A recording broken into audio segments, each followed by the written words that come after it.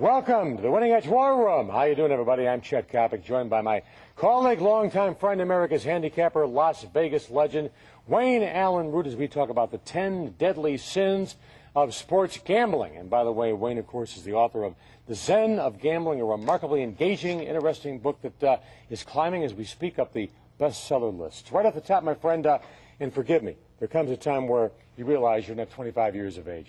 Bettors believe that point spread value is meaningless. Tell me why they are absolutely 24-karat gold dead wrong. Well, you know, when you listen to most handicappers, it's all about which team's going to win and which team's going to lose, and the reason why is because this player matches up well against that player, and this offensive lineman is out, and this quarterback doesn't play well on artificial turf.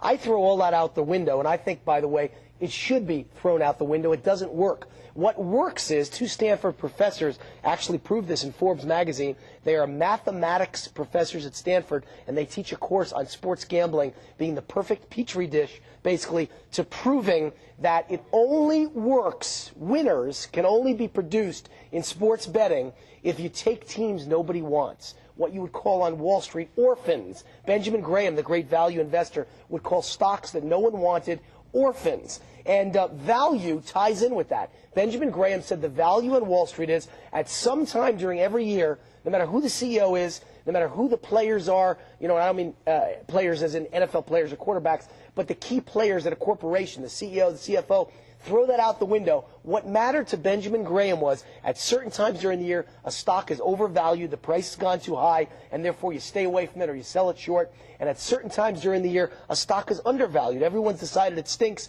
all at the same time, all at once, and they threw the baby out with the bathwater. They knocked it down way too low, and you want to buy at that point. Buy low and sell high. That's the key to Wall Street winners. That's the key also to sports gambling winners. And that's really my whole philosophy. Find value. Isolate the few times each year when every team is undervalued and buy them, play them, and the few times each year when every team is overvalued, sell them short, bet against them. That's the Wayne Root philosophy. Value is what gets you point spread winners. This has been true since roughly the War of 1812. Correct. Bettors think that favorites are the only way to go. And for me, underdogs are the only way to go. I've been called a patron saint of lost causes because I like taking teams that nobody wants, that everybody is disregarding and assuming they just cannot win.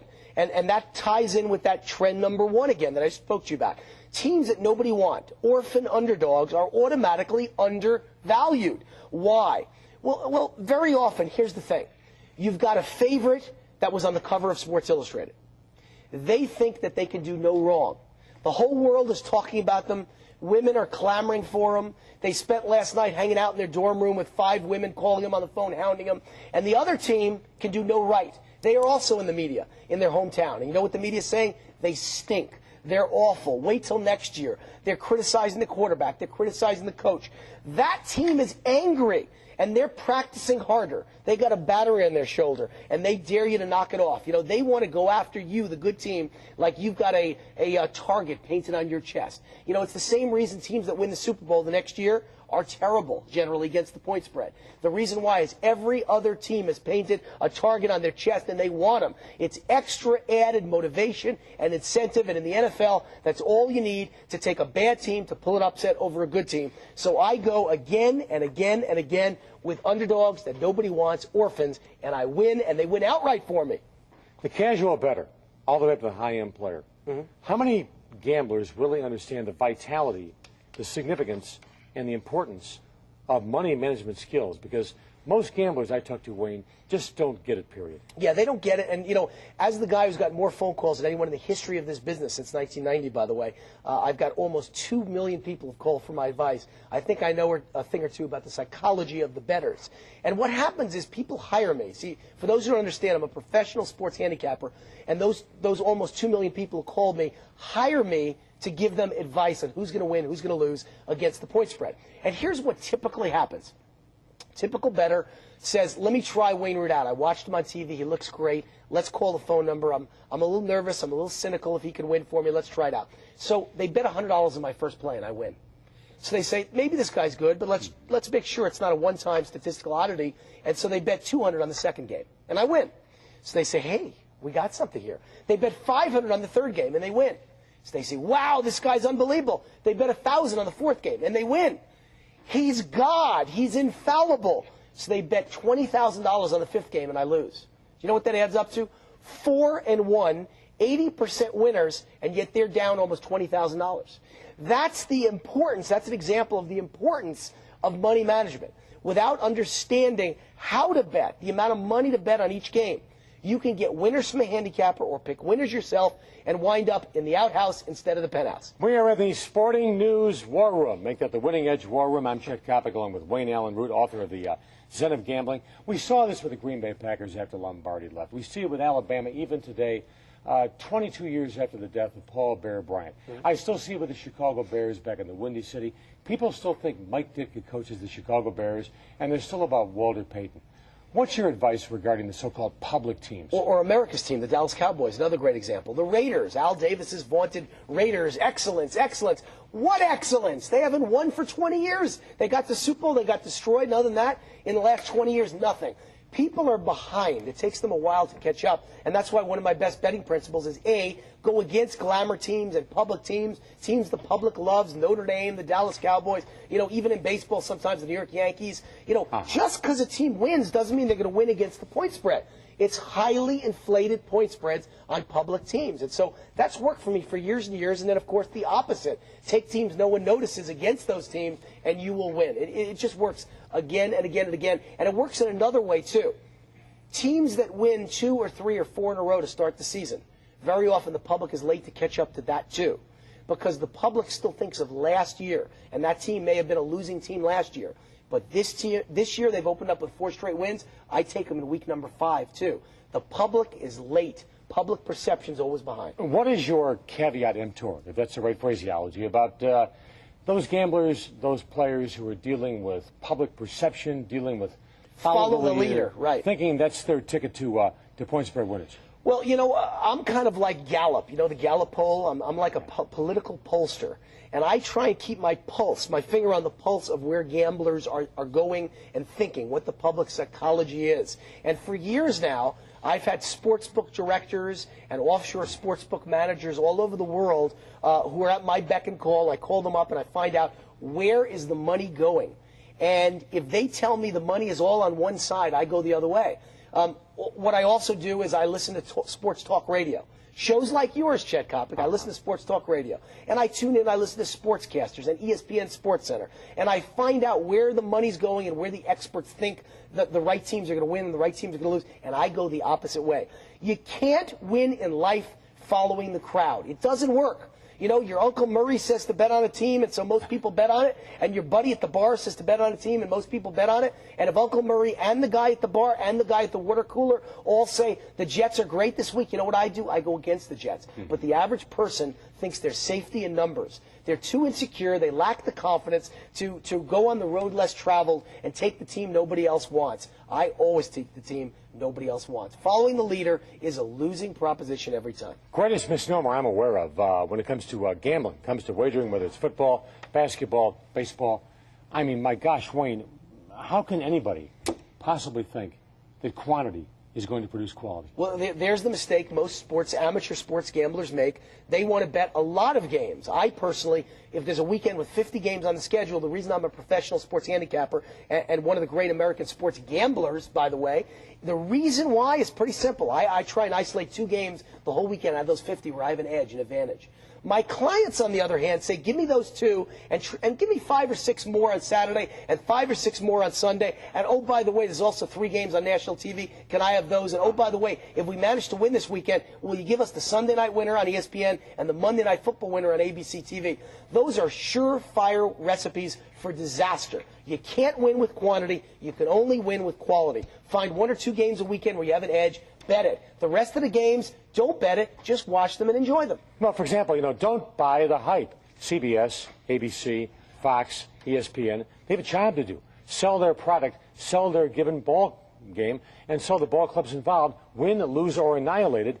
Again, this concept that television produces winners, it's ridiculous. Well, I can't argue. TV's been great for me. I love TV football games because that's what's built our business of handicapping. I wouldn't have gotten those almost 2 million calls if there weren't TV games on TV.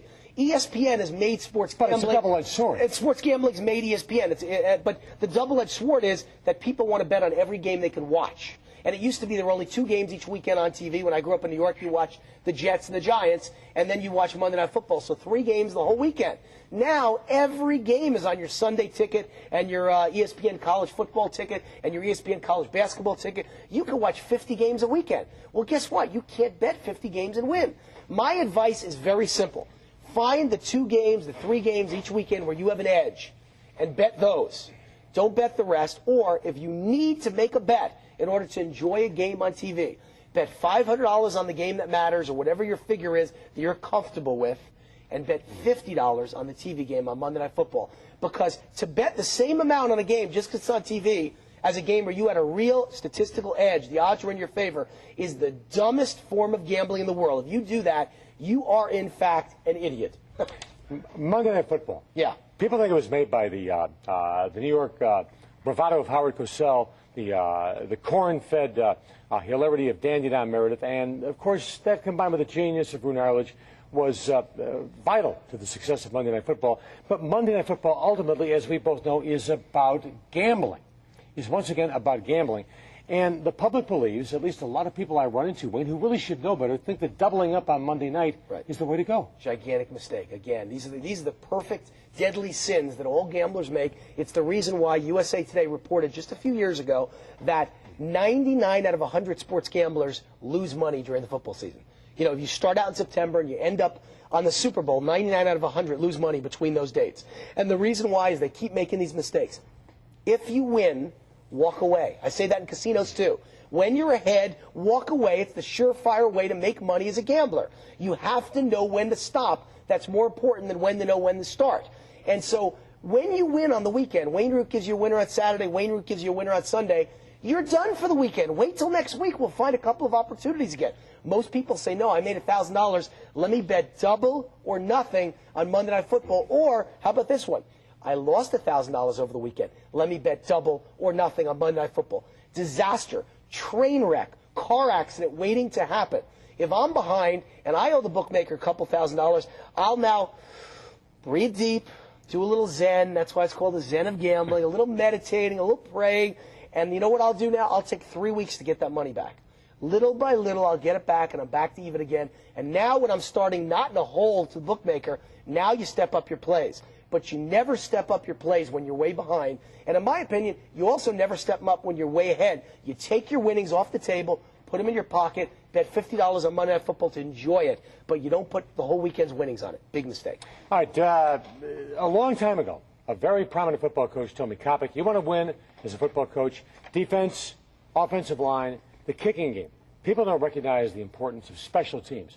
That being said, and you know this, especially with a player who is new to gambling, they think offense is the way to go. They'll look at yards produced from the previous week. They'll look at first downs. They think offense is a ticket to victory, when the fact is that is the biggest con in the history of mankind. I've learned very few things my 4 years at Columbia University. Ivy League schools don't prepare you for his life as a professional point spread picker. But the one thing I learned was history always repeats itself. Again and again and again, if you don't study history, you are doomed to fail because it comes back around. And in sports gambling, that applies perfectly. And I mean perfectly. Again and again every year, there's some team that breaks out of the box by scoring, 5, 6 touchdowns through the air every week, 5 weeks in a row, and the public falls in love with them, and they bet on them again and again for the rest of the season. They can't get the image out of their mind how glorious and glamorous that team is, especially a team that scores 5 touchdowns through the air on Monday Night Football. And then every year, like clockwork, around the 5th or 6th week after they've had these 5 great weeks in a row, all of a sudden they face a team that has, the black socks that they pull up high, and they got a great running back and a boring, plodding ground game, and a boring defense that just does its job, and a very average quarterback who, has a hard time getting first downs, let alone 50-yard bombs. Well, that team that plays the defense, that does all the fundamentals right, that team covers and usually wins every single time, year after year. I find those opportunities 50 times a year in college and pro during a football season, betting against the glamour, high-octane offensive juggernauts. I do it again and again, and so should you. My friend, you're better than a shrink, and at 1/10 the cost. Zen of gambling, and the psychology of gambling. It's all one big chess game. He is America's handicapper, Las Vegas legend Wayne Allen Root. I'm Chet Coppock. This, of course, is the Winning Edge War Room. We'll catch you next time around. So long, everybody.